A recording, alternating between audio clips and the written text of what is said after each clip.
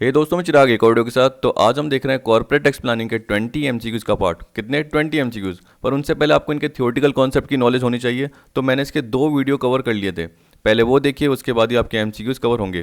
क्योंकि देखिए, आप बोलते हैं कि सर नेट क्लियर नहीं हुआ, जेआरएफ क्लियर नहीं हुआ, तो उसका मेन रीज़न क्या है कि आपके कॉन्सेप्ट क्लियर नहीं है। तो थ्योरेटिकल कॉन्सेप्ट, उसके न्यूमेरिकल कॉन्सेप्ट, ये सारे क्लियर कीजिए, तब जाके एमसीक्यूज अच्छे ढंग से कवर हो पाएंगे। देखिए, आपके पास बहुत सारी रेफरेंस बुक भी होगी, अरिहंत, ट्रूमैन, उनका यूज़ कीजिए। गूगल है, उसमें बहुत सारे एमसीक्यूज मिल जाएंगे। तो ये नहीं कि मेरे एमसीक्यूज ही प्रैक्टिस कीजिए, साथ में और भी आपके पास ऑप्शन है।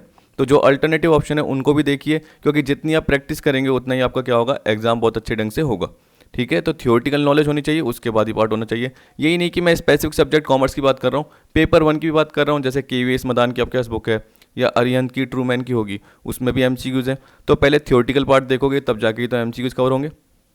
ठीक है, तो यानी फेल होने का रीज़न क्या, आप खुद ही हैं। आपको टाइम मैनेजमेंट की टेक्निक खुद फॉलो करनी पड़ेगी, क्योंकि आपके पास बहुत सारी रेस्पॉन्सिबिलिटी है। ये तो है नहीं कि स्कूल की तरह हम फ्री हैं कि क्रिकेट खेल लिया, पतंग उड़ा ली, उसके बाद आराम से क्या कर लेंगे, पढ़ लेंगे। तो वहाँ पे हम स्कूल में भी जाते थे, वहाँ पे हम 4-5 घंटे देते हैं, 5-6 घंटे देते हैं, पढ़ते हैं, उसके बाद रिवाइज हो ही जाता है, टेस्ट ये होते हैं। यहाँ पे आपको खुद ही प्रैक्टिस करनी पड़ेगी। ठीक है, तो उसके लिए आपको थियोरेटिकल कॉन्सेप्ट की नॉलेज होनी चाहिए, जो कि मैं कवर करा रहा हूँ। पेपर 1 में भी आप कहीं ना कहीं से पढ़ रहे होंगे, तो वो थियोरेटिकल पार्ट पढ़िए, उसके बाद एमसीक्यूज़ की बहुत ज़्यादा प्रैक्टिस कीजिए, तब जाके आपके खुद के कॉन्सेप्ट क्लियर होंगे।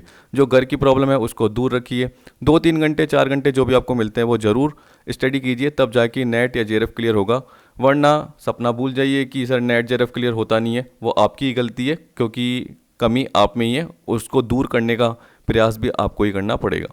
ठीक है, तो थोड़ा सा ज्ञान मैंने दे दिया है।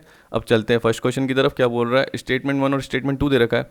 If the tax liability has been reduced within the legal framework, it is tax planning. देखिए, सीधी सी बात है, इनकम टैक्स के एक्ट हैं, प्रोविजंस दे रखे हैं, उसमें deduction, rebate, relief, exemption, allowance, ये सारे पार्ट दे रखे हैं। तो हमें पता है कि एक लीगल फ्रेमवर्क के अंदर है, प्रोविजन ऑफ लॉ को हम फॉलो कर रहे हैं, मॉरलिटी के अकॉर्डिंग फॉलो कर रहे हैं, तब जाके ही तो हम अपनी टैक्स लायबिलिटी रिड्यूस कर रहे हैं।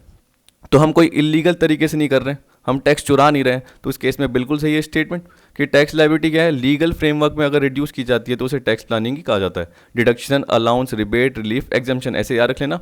तो हम बेनिफिट उठा रहे हैं बिल्कुल सही तरीके से, तो वो जनरली टैक्स प्लानिंग का पार्ट है। तो स्टेटमेंट 1 करेक्ट है। Statement 2, if tax liability has been reduce to get benefit of deduction available under the income tax, it is called tax evasion.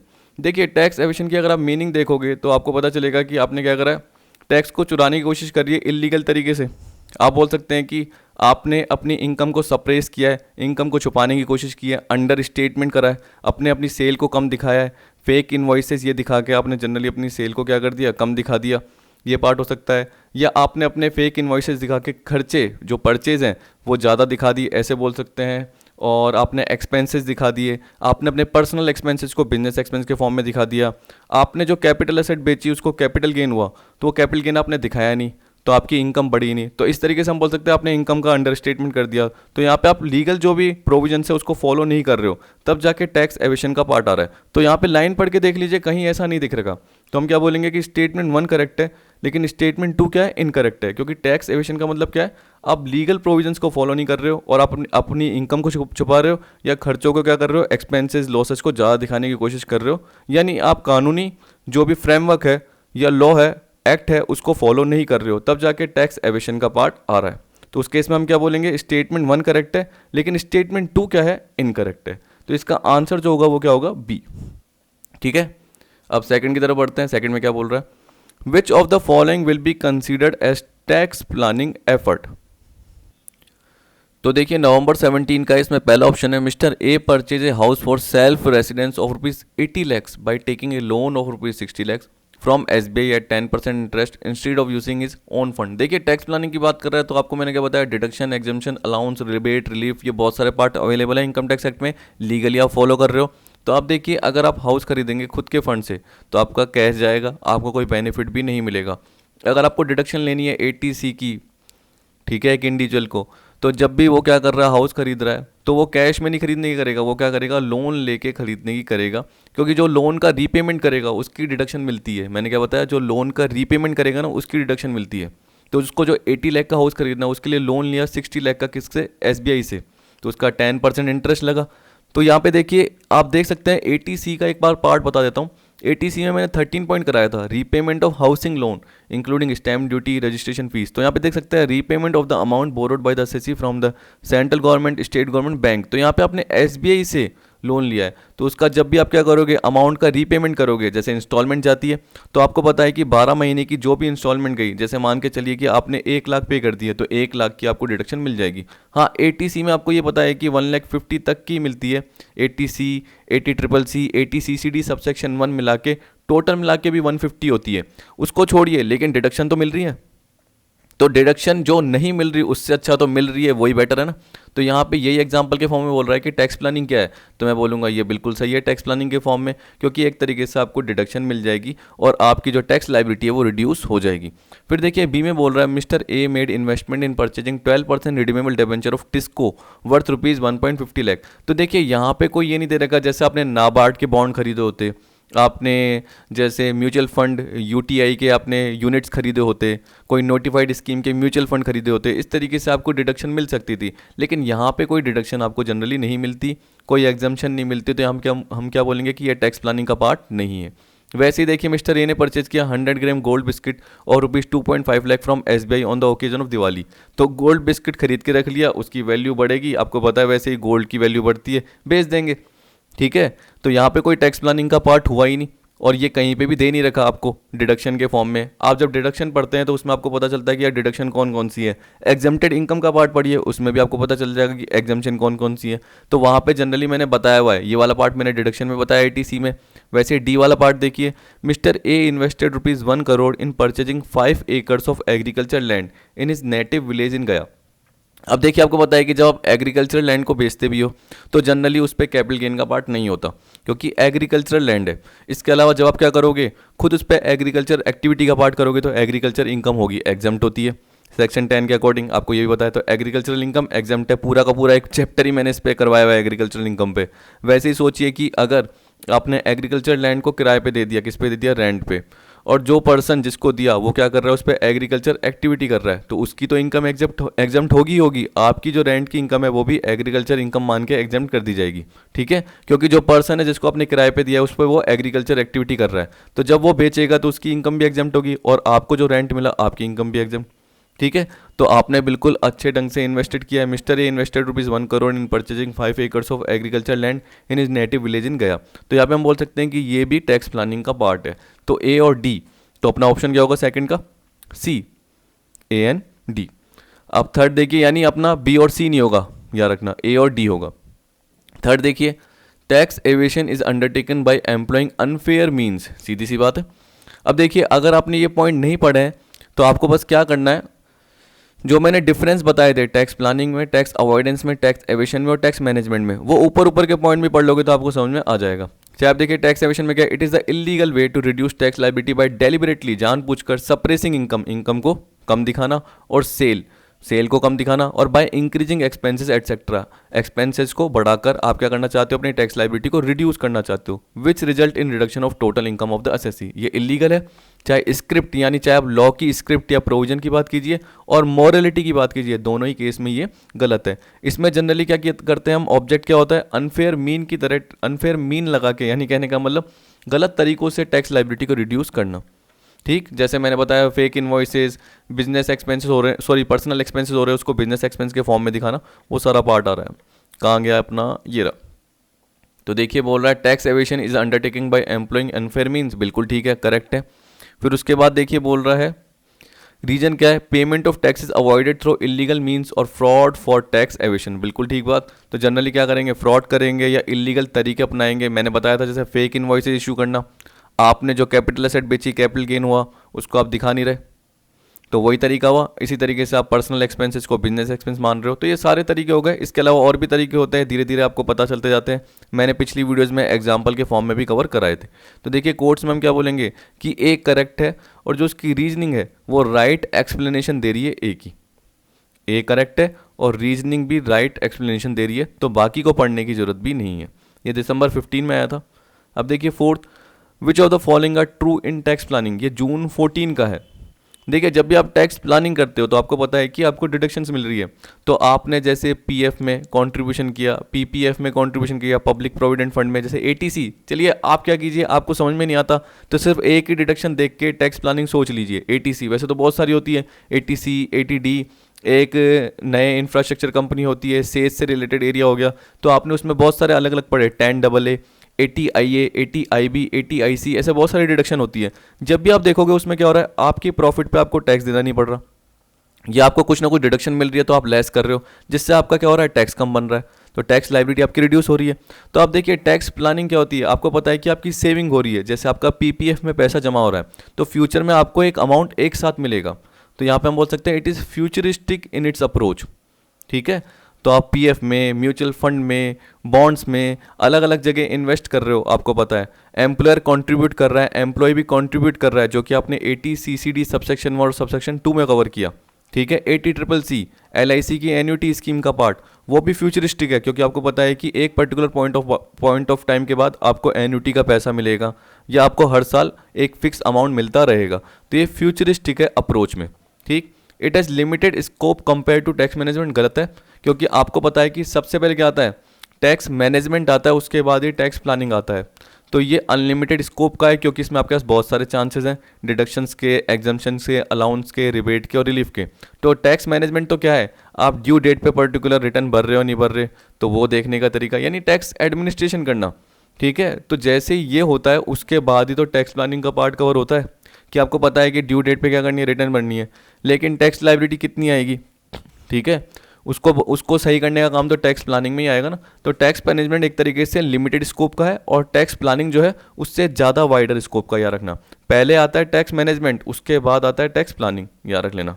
या अगर आपको ध्यान नहीं आ रहा तो ऐसे करना, MNOP, आपको होता है ABCDEFGHIJKLMNOP, तो M पहले आता है और P बाद में आता है, तो टैक्स मैनेजमेंट पहले आएगा, उसके बाद टैक्स प्लानिंग कवर होगा। तो एक wider scope tax planning cover करता है, तो यहाँ पे एक गलत हो गया, तो ये ठीक है। फिर बोल रहा third, the benefit arising from its are limited particularly in the short run. आप सोचिए, मैंने आपको बताया पीपीएफ, तो आपको पता है कि बेनिफिट आपका जो सेविंग होगी वो लॉन्ग टर्म के लिए होगी, आपको पता है कि डिडक्शन हो रहा है, लेकिन जैसे आप रिटायर होंगे तब जाके आपको अमाउंट मिलेगा। ठीक, जैसे सपोज करो कि मैं बोलता हूँ कि आपको एग्जाम्पशन मिल गई पेंशन से रिलेटेड, ग्रेचुइटी से रिलेटेड, तो उसका जो पैसा जमा होता जा रहा है वो आपको क्या मिलेगा, लॉन्ग रन में मिलेगा। लेकिन अगर आप डिडक्शन की बात करेंगे तो पीपीएफ का पार्ट बताया, नोटिफाइड म्यूचुअल फंड का पार्ट बताया, UTI unit trust of India का पार्ट बताया, बॉन्ड बताया, आपने नाबार्ड में इन्वेस्ट किया, या आपने किसी पर्टिकुलर स्पेसिफाइड सिक्योरिटी जो गवर्नमेंट ने बोल रखी है इंफ्रास्ट्रक्चर कंपनी की, उसमें इन्वेस्ट किया, तो आपको पता है कि आपको लॉन्ग रन के लिए पैसा मिलेगा, 5 साल, 10 साल बाद, 15 साल बाद आपको एक साथ अमाउंट मिलेगा। तो यहाँ पे कुछ जो बेनिफिट होते हैं वो जरूरी नहीं कि शॉर्ट रन हो, शॉर्ट रन के तो बेनिफिट होते ही हैं, साथ साथ लॉन्ग रन के बेनिफिट भी होते हैं। शॉर्ट रन में तो क्या हो गया, आपको हर साल पर्टिकुलर ईयर में डिडक्शन मिलती जा रही है, किसी साल आपकी इनकम ज़्यादा हो गई, आपने कहीं ना कहीं इन्वेस्ट कर दिया, तो आपको पता है कि आपको डिडक्शन मिल जाएगी, तो शॉर्ट रन में तो होगा और उसका फ़ायदा आपको लॉन्ग रन में भी होगा। तो ये भी गलत है कि बेनिफिट सिर्फ शॉर्ट रन में होता है, ऐसा नहीं है, वो लॉन्ग रन में भी होते हैं। Its main objective is to reduce tax liability, सीधी सी बात है, सबसे मेन ऑब्जेक्टिव इसका है, हम यही पढ़ रहे हैं, हम क्या बोलेंगे, फर्स्ट और फोर्थ सही है, तो फोर्थ का आपका आएगा सी, फर्स्ट एंड फोर्थ। फिफ्थ देखिए क्या बोल रहा, देखिए इसमें बोल रहा है जून 14 का है, the benefits of debt financing over equity financing are likely to be highest in which of the following situations. 4 option दे रखे हैं, high marginal tax rates and low non interest tax benefit, low marginal tax rate and low non interest tax benefit, high marginal tax rate and high non interest tax benefit. तो इसका opposite हो गया, इसका ये लो का opposite हो गया, लो marginal tax rate जैसे इसकी तरह, पर यहाँ पे हो गया high non interest tax benefit. देखिए आप खुद सोचा, अगर आप डेट फाइनेंसिंग करते हैं, मान लीजिए आपका 4 लाख का लोन है और उस पर, या 4 लाख के डिबेंचर्स हैं इशू करे आपने, उस पर 10% इंटरेस्ट है, तो उस केस में आपको पता है कि आपको 40,000 इंटरेस्ट देना पड़ेगा। अगर मान लीजिए कि आपका 1 लाख का प्रॉफिट है और आपका डेट का पार्ट इक्विटी से ज़्यादा है, जैसे आपके इक्विटी ओनली 2 लाख रुपीज़ के थे और जो डेट का पार्ट था ये इक्विटी था, और डेट कितने थे, 4 लाख के थे, तो 4 लाख का 10% 40,000 आपको इंटरेस्ट लेस करना है। Profit before interest and tax से मान के चलिए 1 लाख, उसमें से 40 लेस किया तो 60 आया, और 60 का टैक्स रेट मान के चलिए 30% है, तो आपको 18,000 ही देना पड़ा। ठीक है, अगर इंटरेस्ट का पार्ट नहीं होता तो 1 लाख का profit before interest and tax होता, और आफ्टर भी यही होता, इंटरेस्ट प्रॉफिट आफ्टर इंटरेस्ट भी यही होता 1 लाख, क्योंकि 40,000 आप क्या कर सकते हैं, लेस नहीं कर पाते क्योंकि कोई इंटरेस्ट का पार्ट ही नहीं था। तो प्रॉफिट आफ्टर इंटरेस्ट भी ये रहता और उसका जो टैक्स निकालते वो निकलता 30,000। तो आप देख सकते हैं 18 से 30 12,000 ज़्यादा होता अगर डेट फाइनेंसिंग नहीं होती। मैंने आपको बताया था फाइनेंसिंग में भी और पिछली वीडियोस में भी, जनरली जब मैं टैक्स प्लानिंग के आपको टेक्निक से बता रहा था तो उसमें मैंने बताया था कि डेट फाइनेंसिंग सही रहती है, क्योंकि इंटरेस्ट क्या होता है, एक टैक्स डिडक्टेबल एक्सपेंस होता है। चाहे आप 40,000 का 30% निकाल के देखिए कितना आता है, 12,000। तो पहले आपका जो 30,000 टैक्स आ रहा था अब वो 18 आ रहा है, और आप देख सकते हैं 40 जो इंटरेस्ट का 30% निकालोगे तो वो एक तरीके से 12,000 आपका टैक्स डिडक्ट कर देगा। तो इंटरेस्ट फाइनेंसिंग यानी डेट फाइनेंसिंग की वजह से जो इंटरेस्ट की कॉस्ट आ रही है उससे आपका जो प्रॉफिट है वो कम दिख रहा है और आपकी टैक्स की सेविंग हो रही है। ये पार्ट हो गया। तो ये बोल रहा है कि जितना हाई मार्जिनल टैक्स रेट होगा, क्योंकि डेट फाइनेंसिंग का बेनिफिट कब होगा, जब वो ज़्यादा है। तो उस केस में आपको पता है कि मार्जिनल टैक्स रेट ज़्यादा होनी चाहिए। अगर 30% की जगह 40% होती तो उस केस में मैं क्या बोलूँगा, 60,000 का 40%। पर ऐसे नहीं बोल सकते क्योंकि देखिए बेनिफिट ऑफ डेट फाइनेंस की बोल रहा है। तो आपका इस केस में मैं बता देता हूँ क्या होगा, एक मिनट। हाँ हाँ, फिर मैंने देख लिया तो ये ठीक ही है, क्योंकि देखिए 60,000 का 40% 24,000 आएगा, और अगर आप यहाँ पे देखोगे 1 लाख का 40% करोगे तो 40,000 आएगा। तो 24 और 40 उसका डिफरेंस कितना हो गया, 16,000। तो आप देख सकते हैं कि 16,000 आपके टैक्स की बचत हुई है। तो जैसे जैसे आपका टैक्स का हायर मार्जिन आएगा उस हिसाब से आप क्या बोलोगे कि आपकी टैक्स की बचत और ज़्यादा होती जाएगी। देखिए प्रॉफिट मत देखिए, क्योंकि प्रॉफिट तो क्या है, ज़्यादा ही होना है, क्योंकि यहाँ पे तो मैंने सिंपल एग्जांपल लिया है। वैसे ही याद रखना कि लो नॉन इंटरेस्ट टैक्स बेनिफिट होने चाहिए। नॉन इंटरेस्ट टैक्स याद रखना, जिसमें इंटरेस्ट का पार्ट नहीं है और किसी पार्ट के थ्रू आपको टैक्स बेनिफिट मिल रहे हैं तो वो लो हो सकते हैं, क्योंकि देखिए डेट फाइनेंसिंग का पार्ट ज़्यादा है। अगर उल्टा होता, इक्विटी फाइनेंसिंग ज़्यादा है डेट फाइनेंसिंग से, तो इसका उल्टा बोलते, तब हम क्या बोलते हैं कि high non interest tax benefit होने चाहिए और लो मार्जिनल टैक्स रेट होने चाहिए जब उल्टा हो। लेकिन जब डेट फाइनेंसिंग ज़्यादा है इक्विटी फाइनेंसिंग से, तो तब मार्जिनल टैक्स रेट ज़्यादा होने चाहिए और जो नॉन इंटरेस्ट टैक्स बेनिफिट है वो लो होने चाहिए। तो फिफ्थ का जो आपका पार्ट आएगा वो क्या आएगा, ए आएगा। फिर देखिए सिक्स में क्या बोल रहा है, सिक्स में बोल रहा है match the items of list 1 with list 2। List 1 दे रखी है tax planning, tax avoidance, tax aviation, tax administration, और लिस्ट 2 में दे रखा है एग्जाम्पल्स एक तरीके से कि डिडक्शन है या क्या है, या लूप होल्स किए हैं एक तरीके से। क्योंकि टैक्स अवॉइडेंस का मतलब क्या है कि आपके लॉ के अंदर जो प्रोविजन है उसमें जो लूप होल्स है उसका आप एडवांटेज ले रहे हो, यानी आप क्या कर रहे हो, जो प्रोविजन है उसको मिस इंटरप्रेट कर रहे हो। ये मैंने पिछली वीडियोज़ जब भी आपको बताई थी या फर्स्ट वीडियो बताई थी कॉर्पोरेट प्लानिंग की, कॉर्पोरेट टैक्स प्लानिंग की, उसमें जनरली मैंने ये एग्जांपल कवर कर लिया था, यानी ये मैंने क्वेश्चन कवर कर लिया था। तो वहाँ पे भी देख सकते हैं आप। तो देखिए टैक्स प्लानिंग का मतलब क्या हो गया, आपको पता है कि प्रोविजंस को फॉलो कर रहे हो, उसके according deduction, exemption, rebate, relief ले रहे हो। तो आप देख सकते हो इसका पॉइंट आएगा थर्ड। ठीक है। टैक्स अवॉइडेंस, वही मिस इंटरप्रेट कर रहे हो आप प्रोविजंस को, जानबूझ के क्या कर रहे हो आप, लूप होल्स देख रहे हो और उसके अकॉर्डिंग अपना बेनिफिट उठा रहे हो। फिर टैक्स एवेशन का मतलब क्या हो गया, आप अपनी इनकम का अंडर स्टेटमेंट कर रहे हो, सप्रेस कर रहे हो, अपनी सेल को छुपा रहे हो, तो ये पार्ट आ गया जिससे आपकी इनकम कम दिख रही है। फिर उसके बाद टैक्स एडमिनिस्ट्रेशन का part, making suitable arrangement of TDS, क्योंकि आपको पता है कि आपको टीडीएस पे करना है। जैसे 31 मार्च है, वहाँ तक का टीडीएस डिडक्ट कर लिया तो अगले महीने की 7 तक आपको टीडीएस पे करना है।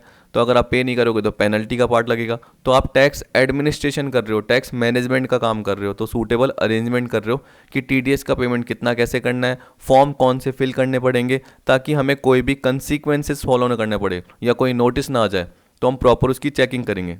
ठीक, तो यहाँ पे हम बोल सकते हैं इसका आएगा 3, 4, 2, 1। तो 6 का होगा आपका सी। 7 देखिए, mister X deposit 1 lakh in PPF account to claim deduction under section 80C। तो देखिए मैंने आपको बताया था ये जनरली किस में आएगा, लीगल प्रोविजन का अकॉर्डिंग है, लीगल फ्रेमवर्क के अकॉर्डिंग है, प्रोविजन ऑफ लॉ को फॉलो कर रहे हो तो जनरली ये टैक्स प्लानिंग में आ जाएगा। तो इसमें ज़्यादा समझाने की जरूरत भी नहीं है। फिर देखिए 8th में क्या बोल रहा है, an exercise undertaking to minimise tax liability through the best use of all available allowances, deduction, exclusion, exemption, rebate, relief etcetera to reduce income tax liabilities known as. तो आपको पता है टैक्स प्लानिंग कहलाता है, क्या कहलाता है, टैक्स प्लानिंग कहलाता है। तभी मैंने बताया वो 4 डिफरेंस देख लो, आराम से आपको समझ में आ जाएगा। तो 8th का अपना हो गया बी, टैक्स प्लानिंग। 9 देखिए, tax planning is honest and right approach to attain the maximum benefit of taxation law within its framework only. तो यहाँ पे देखिए क्या बोल रहा है, tax planning is honest and right approach, जिससे आपको मैक्सिमम बेनिफिट मिल सके, जिससे आपकी टैक्स लायबिलिटी रिड्यूस हो सके with in its framework only. तो आपको पता है कि लीगल फ्रेमवर्क में जो प्रोविजंस दे रखे हैं उसी को फॉलो कर रहे हो, उसको आप बैंड करने की कोशिश नहीं कर रहे हो, उसको आप तोड़ भी नहीं रहे। यानी ना तो आप टैक्स अवॉइडेंस कर रहे हो, ना आप टैक्स एवेशन का पार्ट कर रहे हो। ठीक है, आप लीगल फ्रेमवर्क में काम कर रहे हो। तो यहाँ पे देखिए क्या बोल रहा है, objectives of tax planning are, तो प्रोडक्टिव इन्वेस्टमेंट, क्योंकि आपको पता है कि सेविंग होगी। जैसे अभी आप खुद ही देखिए कि पीपीएफ में इन्वेस्ट किया, 1 लाख रुपए डिपॉजिट किया, हर साल करते हैं, हर साल डिडक्शन मिल जाएगी। एलआईसी करवा ली, उसकी मिलेगी। एलआईसी एन्युटी प्रीमियम से रिलेटेड पार्ट हो गया। नोटिफाइड पेंशन स्कीम या न्यू पेंशन स्कीम हो गई, जिसमें एम्प्लॉय कंट्रीब्यूट कर रहा है। फिर मैंने बॉन्ड बताए, डिबेंचर्स बताए, जो भी नोटिफाइड स्कीम के अंतर्गत है, एमएफ बताए, म्यूचुअल फंड बताए, तो आपको क्या मिल जाएगी, डिडक्शन मिल जाएगी। ये पार्ट आया। और साथ में आपका इन्वेस्टमेंट भी होता जाएगा। प्रोडक्टिव इन्वेस्टमेंट का मतलब देखिए, कंपनी क्या है, उनको डिडक्शन मिलती है, उनके प्रॉफिट की सेविंग होती है। सपोज कीजिए कि उनका 100% प्रॉफिट माफ है, अगर वो सेज एरिया में, स्पेशल इकोनॉमिक जोन में, तो उनका वो प्रॉफिट बच गया, यानी उनको टैक्स देना नहीं पड़ा, वो टैक्स लायबिलिटी रिड्यूस हो गई। जो टैक्स बच गया वो सेविंग हो गया। अब उसको वो क्या करेंगे, आगे इन्वेस्ट कर देंगे। क्या पता उसके थ्रू वो नया बिजनेस भी सेटअप कर सकते हैं, या जब भी नया बिजनेस सेटअप करेंगे उनके पास एक सफिशिएंट फंड होगा। ठीक है, तो इकोनॉमी की ग्रोथ होगी, ये भी पार्ट होगा। तो ये गलत है, अनहेल्दी। तो हम बोल सकते हैं हेल्दी ग्रोथ हो सकता है। तो ऑब्जेक्टिव में प्रोडक्टिव इन्वेस्टमेंट सही है, लेकिन ये गलत है, क्योंकि यहाँ पे अनहेल्दी बोल दिया। हेल्दी बोलता तो ले लेता। थर्ड क्या बोल दिया, मिनिमाइजेशन ऑफ लिटिगेशन। सीधी बात है, बिल्कुल ठीक है। टैक्स प्लानिंग से क्या होगा, जो लिटिगेशन, जो मुकदमे हैं, जो केस है, वो कम हो जाएंगे, क्योंकि लोग टैक्स फ्रॉड की तरफ नहीं बढ़ेंगे। याद रखना, टैक्स एवेड नहीं करेंगे। देखिए याद रखना, क्योंकि आपको पता है कि अगर आप लीगल फ्रेमवर्क के अंदर काम करोगे, आपको बहुत सारी डिडक्शन, एग्जम्पशन, अलाउंस दे ही रखे गवर्नमेंट ने पहले से, तो आप गलत रास्ते पे जाने की कोशिश ही नहीं करोगे। तो फ्रॉड के चांसेस कम होंगे, टैक्स एविशन कम होंगे, तो लिटिगेशन, जो मुकदमे होंगे, वो भी कम होंगे, कानूनी कार्रवाई भी कम होगी, और कोर्ट का टाइम भी वेस्ट नहीं होगा, लोगों का टाइम भी वेस्ट नहीं होगा। तो मिनिमाइजेशन ऑफ लिटिगेशन ये हो गया। तो हम क्या बोल सकते हैं, ये भी ठीक है। तो फर्स्ट भी ठीक है, थर्ड भी ठीक है। Fourth, increase in tax liability. देखिए टैक्स प्लानिंग से क्या होता है, टैक्स लायबिलिटी रिड्यूस होती है। तो रिड्यूस होता तो सही होता, तो इसलिए यहाँ गलत है, क्योंकि यहाँ पे अनहेल्दी दे रखा है और यहाँ पे इंक्रीज दे रखा है, इसलिए गलत है। तो फर्स्ट और थर्ड सही है। तो देखिए कहाँ पे सही है, इस पे 9th का बी। 10 देखिए, consider the following statement, legal provisions are not followed in tax planning. देखिए टैक्स प्लानिंग में तो लीगल प्रोविजंस फॉलो किए जाते हैं, ये आपको पता है। तो यहाँ पे हम बोलेंगे एक गलत स्टेटमेंट है। Second, the advantage due to loopholes of tax law are taking in tax avoidance. तो आपको पता है कि आप क्या करते हो, प्रोविजंस को मिस इंटरप्रेट करते हो और जानबूझ के जो भी लूप होल्स है उसका फ़ायदा उठाते हो। तो यहाँ पे हम बोलेंगे बिल्कुल ठीक है। Third, tax Avision is punishable crime. आपको पता है कि उसमें प्रोसिक्यूशन, जेल केस भी हो सकती है और पेनल्टी भी होती है, क्योंकि आपने जानबूझ के फ्रॉड या अनफेयर तरीके से टैक्स चुराने की कोशिश की है। तो यहाँ पे दोनों पार्ट आएंगे, सेकंड और थर्ड बिल्कुल ठीक है। तो हम क्या बोलेंगे, 10th का जो होगा वो आंसर क्या होगा, सी, बोथ सेकंड एंड थर्ड। लेकिन फर्स्ट गलत है, क्योंकि उसमें लीगल प्रोविजन फॉलो होते हैं टैक्स प्लानिंग में, इसलिए वो गलत है। ठीक है, क्योंकि वहाँ पे नॉट फॉलोड दे रखा था। 11 देखिए उसमें क्या बोल रहा है। देखिए इसमें फर्स्ट में बोल रहा है, to file return of income on prescribe date is covered under tax management. सीधी सी बात है, टैक्स एडमिनिस्ट्रेशन में हमने यही पढ़ा था कि जो भी रिटर्न हो गई, जो भी रिविजन्स हो गए, आपको पता है कि अगर मैंने बताया पास्ट से रिलेटेड भी होता है, प्रेजेंट से रिलेटेड भी होता है और फ्यूचर से रिलेटेड भी हो सकता है। अगर आप इसका डिफरेंस में जाके देखोगे ना, तो आपको यहीं पता चल जाएगा। ये देखिए, it is continuous approach which is concern with past rectification revisions. जो भी गलती है उसको सुधार करने का पार्ट, रिविजन्स एक तरीके से उसके लिए अपील कर रहे हो आप, कि हमने जो इनकम टैक्स रिटर्न भरी है उसको रिवाइज कर रहे हो आप। प्रेजेंट, आप क्या कर रहे हो, प्रॉपर रिटर्न भर रहे हो अभी के अकॉर्डिंग। जैसे अगर मैं बोलूँगा प्रीवियस ईयर 1920 की, तो अभी जैसे आपको पता है कि भर रही है, कोविड की वजह से थोड़ी लेट हो गई है। तो अगर मैं इंडिविजुअल की बोलूँगा तो 31 दिसंबर की डेट दी गई है, या फर्म की जो भी है वो 31 दिसंबर की डेट दी गई है। तो 31 दिसंबर 21 तक फाइल कर सकते हैं, क्योंकि आपको पता है कि 1920 की असेसमेंट ईयर 2021 में कंप्यूट होती है। तो ये टाइम दिया गया है। फ्यूचर करेक्टिव एक्शन, अगर आपने कोई गलत कर दिया पार्ट, तो आप करेक्टिव एक्शन क्या लोगे, तो वो सारा पार्ट इसमें आ जाएगा। तो आप देख सकते हैं कि यहाँ पे एक तरीके से रिटर्न बढ़ने का पार्ट ही है और कुछ नहीं है, नॉर्मल, या जो इनकम टैक्स के मैनेजमेंट प्रोविजन है उसको आप फॉलो कर रहे हो। तो यहाँ पे ये बोल रहा है to file return of income on prescribe date, तो जो ड्यू डेट है उससे पहले रिटर्न भरना टैक्स मैनेजमेंट में ही आता है, बिल्कुल ठीक। Tax planning is always possible without tax management, ऐसा नहीं हो सकता, क्योंकि टैक्स मैनेजमेंट करोगे उसके बाद ही आपका टैक्स प्लानिंग का पार्ट अपना ही होगा। तो tax management is done prior to tax planning, बिल्कुल ठीक है। तो आप इसको इससे लिंक कर सकते हो। आप सोचिए कि टैक्स मैनेजमेंट होगा, उसके बाद ही टैक्स प्लानिंग का पार्ट हो पाएगा। टैक्स एडमिनिस्ट्रेशन होगा, प्रॉपर ड्यू डेट, टीडीएस की फाइलिंग की डेट, टीडीएस के फॉर्म फिल करने की डेट, रिवीजन, रेक्टिफिकेशन, जो भी गलतियाँ करिए उसको सुधार करने का तरीका, ये सारा पहले से ही पता होगा, तब जाके ही तो हम क्या करेंगे, ये देख पाएंगे कि टैक्स प्लानिंग के डिडक्शंस क्या हैं, एग्जम्पशंस क्या हैं, उसको अप्लाई कर पाएंगे। ठीक है, तो tax management in done is done prior to tax planning. और ऐसे भी सोच सकते हैं, देखिए मैंने आपको बताया था ए से लेके अल्फ़ाबेट जो भी है वो देख लीजिए, ए से जेड, तो सबसे पहले एम आता है, उसके बाद पी आता है, MNOP। इससे देखिए एग्जाम में दिक्कत नहीं होती, कभी कभी कन्फ्यूजन हो जाता है। तो देखिए टैक्स मैनेजमेंट पहले आता है, is done prior to tax planning, और प्लानिंग बाद में आता है क्योंकि एम पहले है और पी बाद में, ऐसे सोच लीजिए। तो फर्स्ट ठीक है और थर्ड ठीक है, लेकिन सेकंड गलत है, क्योंकि टैक्स प्लानिंग टैक्स मैनेजमेंट के बिना अधूरी है। टैक्स मैनेजमेंट भी होगा और साथ में टैक्स प्लानिंग भी होगी। ठीक है, इसलिए सेकंड यहाँ पे गलत है, तो फर्स्ट और थर्ड। 11th का ए। 12 देखिए, if a sum of money is gifted by husband to his wife, income generated there from is taxable in the hand of husband under the clubbing provision of section 64 subsection 1, जो कि मैंने आपको proper तरीके से बताया था।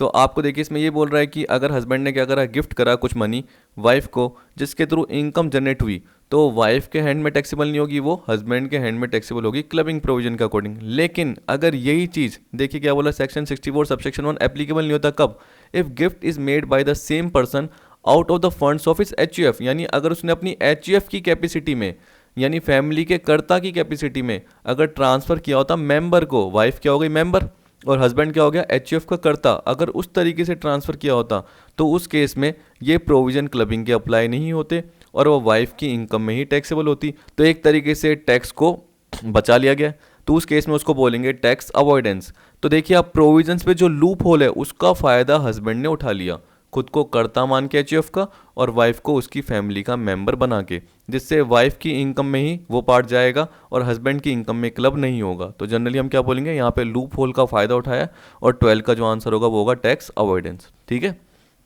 13, if an asset is used for scientific research related to business of assessee is used in business for some time and then sold। ये देखिए मैंने साइंटिफिक रिसर्च में बताया था PGBP में, वहाँ पे जाके देख लेना, आपको पता चल जाएगा कि सेलिंग प्राइस क्या की जाती है, WDV of the block of asset. क्योंकि आप सोचिए कि आप कोई असेट साइंटिफिक रिसर्च के लिए यूज़ कर रहे थे और आपको डिडक्शन मिल गई 100%, 150% वेटेड डिडक्शन में मिल गई, जो कि आपको पता है कि असेसमेंट ईयर 2021-22 से अब 100% ही होगी। किसी किसी केस में जो 150% जहाँ पे मैंने वेटेड डिडक्शन बताई है, अब उसके बाद 2021-22 से वो 100% ही डिडक्शन रहेगी। तो देखिए आपने डिडक्शन भी उठा ली, फिर उसके बाद आपने क्या करा, उसको अपने नॉर्मल बिजनेस में यूज़ करने लग गए उस एसेट को। जैसे आप नॉर्मल बिजनेस में यूज़ करने लग गए, उसके बाद आपने उसको बेच दिया। तो ये बोल रहा है कि जो भी आपने बेचा उसको सेलिंग प्राइस को आप लेस करोगे किस में से, WDV of block of asset में से लेस कर सकते हो। देखिए अगर आप लेस नहीं कर पाते, मान के चलो कि WDV का पार्ट नहीं होता, अगर WDV देखो आपको पता है कि 2 लाख की है और आपने उस असेट को बेचा है कितने में, 50,000 में, तो आप लेस कर सकते हो। और ब्लॉक में और भी असेट पड़ी हुई है तो आपको पता है कि बाकी पे डेप्रिसिएशन लग जाएगा, ये पार्ट है।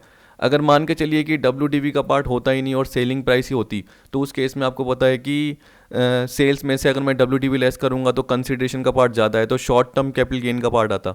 अब WDV है ही नहीं तो सेलिंग प्राइस ज़्यादा आएगी, जिससे क्या होगा, टैक्स लायबिलिटी बढ़ेगी। लेकिन अगर WDV है और सेलिंग प्राइस को WDV में से लेस कर रहे हैं, और अगर सेलिंग प्राइस ज़्यादा आ रही है, मान के चलिए कि सेलिंग प्राइस 250 है, तो सेलिंग प्राइस अगर WDV से ज़्यादा होती है तो नेट अमाउंट कैपिटल गेन का बनता है। क्या बनता है, कैपिटल गेन का। अब आपका कैपिटल गेन कम दिख रहा है, क्यों, क्योंकि आपकी WDV भी है। अगर WDV नील होती 2 लाख की जगह, तो 250 में से 0 गए तो 250 ही आपका कैपिटल गेन होता। तो याद रखना, अगर WDV लेस कर रहे हैं तो उससे क्या हो रही है, हमारी टैक्स लायबिलिटी भी क्या हो रही है, रिड्यूस हो रही है। This will reduce tax liability for that year, क्योंकि आपने क्या करा, WDV में से सेलिंग प्राइस लेस करी। अगर सेलिंग प्राइस ज़्यादा आती, सेलिंग प्राइस कितनी आती, 250, और WDV मान के चलिए होती ही नहीं, तो 0 में से अगर 250 लेस करोगे तो उस केस में आपको पता है कि 250 पूरा का पूरा आपका कैपिटल गेन का पार्ट बनेगा। या WDV मान के चलिए कि ओनली 50,000 होती, तो 250 में से 50 लेस करोगे तो 2 लाख हमारा क्या होगा, कैपिटल गेन का पार्ट होगा, ज़्यादा बनेगा। लेकिन अगर जितनी हमारी WDV ज़्यादा होगी तो उस केस में हम क्या बोलेंगे, हमारी टैक्स लायबिलिटी रिड्यूस हो जाएगी। तो यहाँ पे एक तरीके से हम बोल सकते हैं कि अगर ब्लॉक में असेट है और WDV है और सेलिंग प्राइस को लेस कर रहे हैं, तो उस केस में डेप्रिसिएशन का पार्ट भी आ सकता है क्योंकि कम होगा। ठीक है, डेप्रिसिएशन का पार्ट भी आ सकता है क्योंकि ब्लॉक में कोई ना कोई असेट बची हुई है और सेल प्राइस कम है। लेकिन अगर सेल प्राइस ज़्यादा हो गई तो लेस करने से क्या फ़ायदा हुआ, हमारा कैपिटल गेन का पार्ट कम बना, क्योंकि सेल प्राइस में से WDV लेस हुई, जिससे हमारी टैक्स लायबिलिटी क्या बन गई, कम बन गई। ये याद रख लेना। लेकिन ये भी याद रखना कि उस ईयर की बात कर रहा है जिस ईयर में ये हुआ है। उसके बाद आपके लिए क्या होगा, उसके बाद आपको बताया कि आपने सेल करी है सेट को, तो आपके हाथ में कैश आया, जब आपके पास कैश आएगा तो उसको आप क्या करोगे, यूज़ करोगे। आपके हाथ में कैश आया तो आपकी टैक्स लाइबिलिटी फ्यूचर में बढ़ेगी। तो यही का यही सेम क्वेश्चन है, यहाँ पे बोल रहा है this will bring more cash in hand. बेचने से क्या होगा, आपके हाथ में कैश आएगा और टैक्स लाइबिलिटी क्या होगी, फ्यूचर में इंक्रीज होगी। किस में होगी, फ्यूचर में इंक्रीज होगी। एक देखिए पीजीबीपी का मैं पॉइंट आपको बता देता हूँ, ये रहा। तो देखिए यहाँ पे मैंने कवर कर रखा है, तो एक बार ये पॉइंट जरूर पढ़ लेना। ये है अपनी पीजीबीपी की पीडीएफ नंबर 2। तो इसमें देखिए sale of asset use for scientific research section 41 subsection 3, ये बोल रहा है कि without having been use for other purpose after being use for other purpose. तो एक बार ये वीडियो जरूर देखना, क्योंकि अगर मैं इसमें बताऊंगा तो 10 मिनट पूरे के पूरे इसमें लग जाएंगे। तो आपको थोड़ा ये कॉन्सेप्ट समझ में आ जाएगा और क्वेश्चन में भी आसानी रहेगी। तो आप देखिए कि इसमें टैक्स प्लानिंग के तरीके हैं ये, कि यहाँ पे इसमें टैक्स लायबिलिटी रिड्यूस हो रही है, लेकिन आगे क्या हो रही है, टैक्स लायबिलिटी बढ़ रही है, क्योंकि हाथ में और ज़्यादा कैश आ गया। तो फ्यूचर में ये इंक्रीज होगा, लेकिन उस वक्त तो क्या होगा, टैक्स लायबिलिटी रिड्यूस हो जाएगी। तो इसमें मैंने एग्जाम्पल भी कवर किया, एक बार वहाँ जाके देख लेना, आपको पता चल जाएगा। 15 देखिए इसमें क्या बोल रहा है, in a case of asset with the large residual value it is better to dash it rather than taken on. तो देखिए यहाँ पे आप इसको ऐसे बोल सकते हो कि अगर लार्ज रेसिडुअल वैल्यू होती है तो it is better to hire purchase rather than taken on lease. क्योंकि आप सोचिए, अगर आप हायर परचेज पे खरीदते हो, तो ये आपने अपने बीकॉम पार्ट में भी पढ़ा था, आपको डेप्रिसिएशन अलाउ होता है, चाहे आप ओनर लास्ट इंस्टॉलमेंट पे करके बनते हो। याद रखना, हायर परचेज मतलब आप क्या कर रहे हो, डाउन पेमेंट दे रहे हो और उसके बाद बाकी चीज़ के लिए इंस्टॉलमेंट पे कर रहे हो।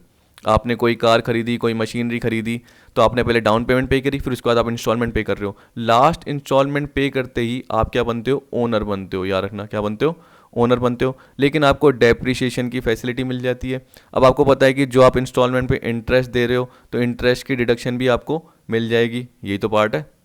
तो इंटरेस्ट खर्चे के फॉर्म में आपको अलाउ हो गया, डेप्रिसिएशन भी अलाउ हो गया, तो उस पर आपका टैक्स बेनिफिट मिला, आपको सेविंग हुई ना, जितना आपने लेस किया उससे आपका प्रॉफिट कम बना। और टैक्स तो ये बोला it is better to hire purchase, क्योंकि अगर आप लीज पे लोगे तो आपको सिर्फ लीज रेंट ही देना पड़ेगा। क्या देना पड़ेगा, लीज रेंट। तो ये खर्चों के फॉर्म में अलाउ होगा, लेकिन आपको डेप्रिसिएशन नहीं मिलेगा, क्योंकि आप लेस ही हो। डेप्रिसिएशन जो मिलता है वो क्या मिलता है, इनकम टैक्स में लेसर को मिलता है, जो ओनर है, ऐसे बोला जाता है। तो आपको क्या है, डेप्रिसिएशन नहीं मिलता, ऐसे मान के चलिए।